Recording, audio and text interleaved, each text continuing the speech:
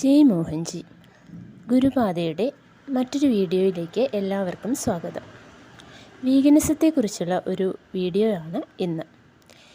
ഈ വീഡിയോ ചെയ്യണം എന്ന തോന്നലുണ്ടാകാനുള്ള കാരണം, ഈ കഴിഞ്ഞ 23-ന് മോഹൻജിയുടെ ബർത്ത്ഡേയുടെ അന്ന് ഞങ്ങൾ ട്രിവാൻഡ്രത്തുള്ള കുറച്ച് മോഹൻജി ഫോളോവേഴ്സ് അഹിംസ ആനിമൽ സാങ്ച്വറി സന്ദർശിക്കുകയുണ്ടായി.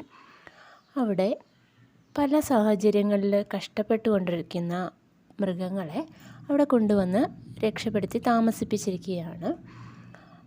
അവിടെ ചെന്ന് കയറുമ്പോൾ തന്നെ കണ്ട ഒരു എഴുത്താണ് അവിടെ വീഗനാകുക എന്ന് പറഞ്ഞ്.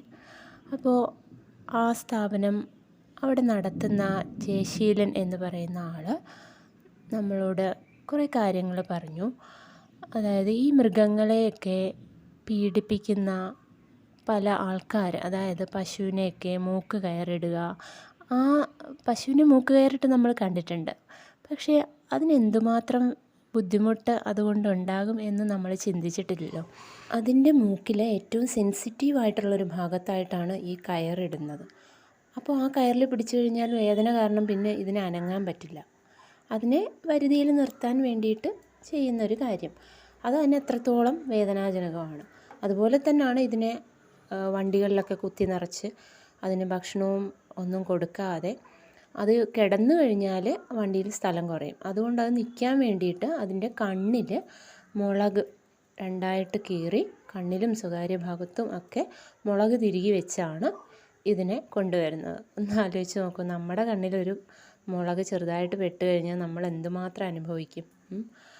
അപ്പോൾ മുളക് അതുപോലെ ഇതിൻ്റെ കണ്ണിൽ തിരികെ കയറ്റി അങ്ങനെ അതിനെ ഉപദ്രവിച്ചാണ് അതിനെ അറക്കാനും ഒക്കെ വണ്ടികളിൽ പല സ്ഥലങ്ങളിലേക്കും കൊണ്ടുപോകുന്നത്.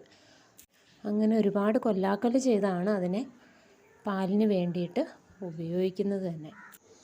വീഗനാകേണ്ടതിൻ്റെ ആവശ്യകതയെക്കുറിച്ച് മോഹൻജി ഈ വീഡിയോയുടെ അവസാനം മലയാള പരിഭാഷ കൂടി കൊടുത്തിട്ടുണ്ട്.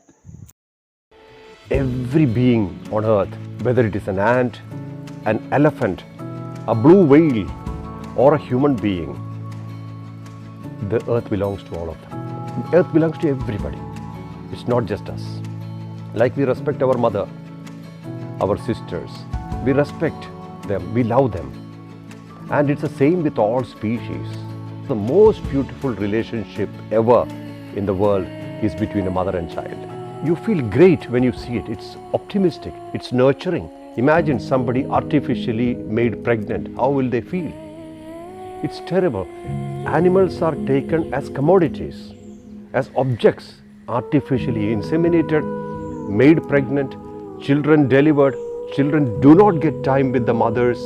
Mothers are in absolute pain, and the milk that it produces for the babies are taken away by humans for human consumption.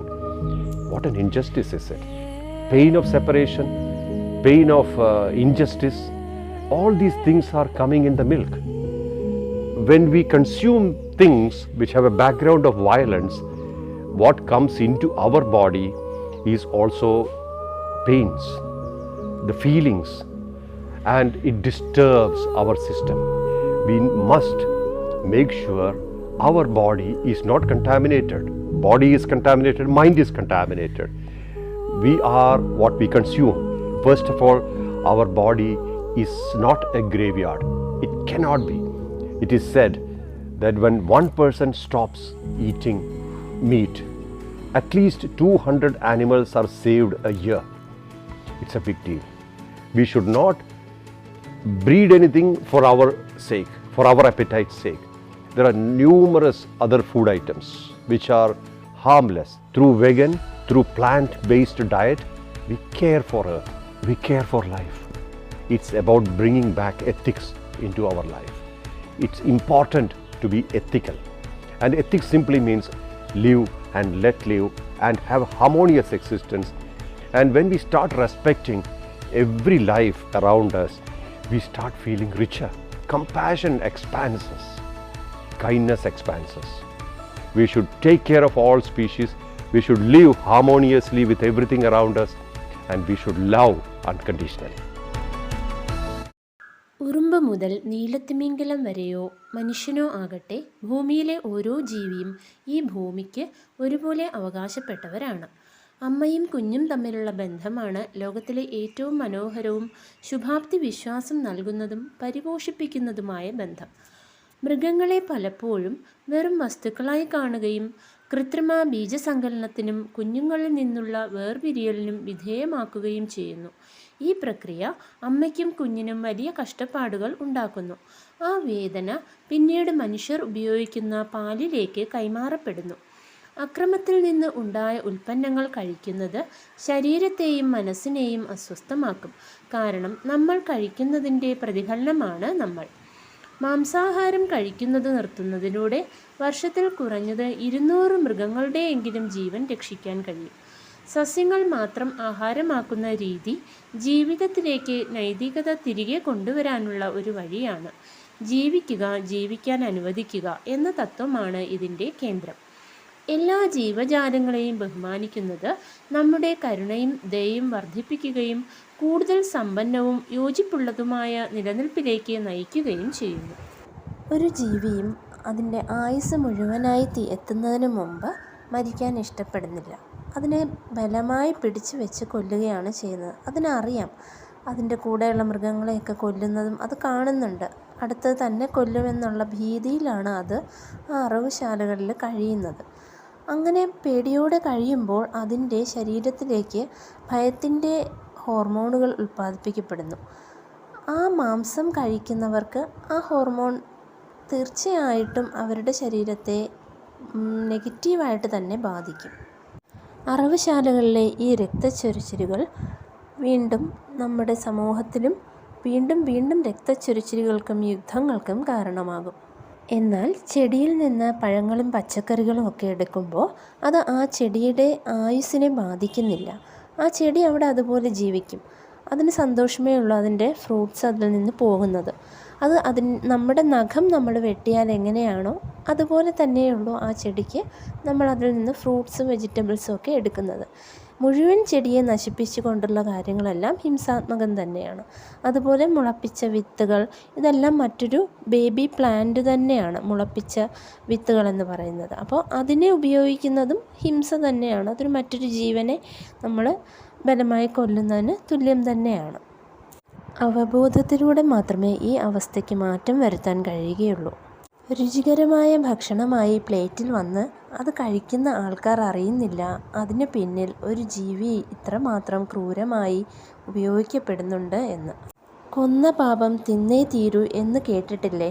അതുപോലെ ഈ പാപമെല്ലാം നമ്മുടെ ശരീരത്തിലെ രോഗങ്ങളായി നമ്മൾ തന്നെ അനുഭവിച്ചു തീർക്കേണ്ടി വരും. മറ്റുള്ളവർക്ക് അവബോധം നൽകാം. നമുക്ക് വീഗനാകാം. വീഗനാകുന്നത് എളുപ്പം തന്നെയാണ്. നമുക്ക് പാലും പാലുൽപ്പന്നങ്ങൾക്കും പകരമായിട്ട് വീഗൻ ഓപ്ഷനുകൾ ധാരാളമുണ്ട് ഇന്ന്. പാലിന് പകരമായിട്ട് soya milk, almond milk, oats milk ഇവയെല്ലാം വിപണിയിൽ ഇന്ന് ധാരാളം ലഭ്യമാണ്. അതുപോലെ വീഗൻ നെയ്യും ലഭ്യമാണ്.